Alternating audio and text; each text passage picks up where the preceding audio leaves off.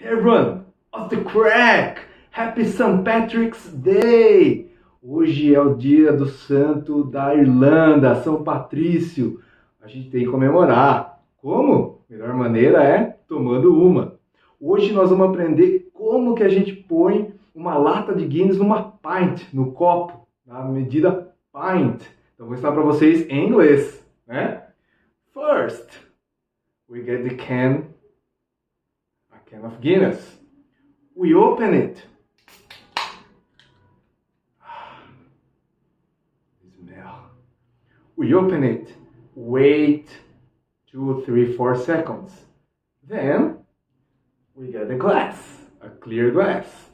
We tilt it about 45 degrees and we start pouring.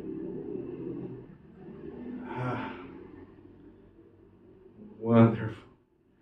We pour the Guinness until it reaches about 3/4 of the glass.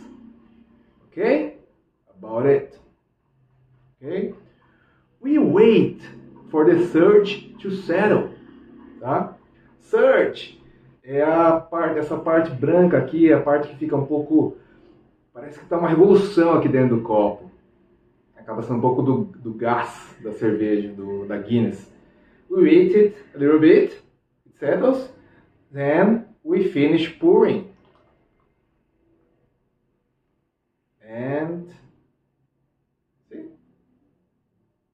Here we go. A beautiful pint of Guinness. White creamy head. And it's ready to drink. What a lovely day for a Guinness. Sláinte, cheers.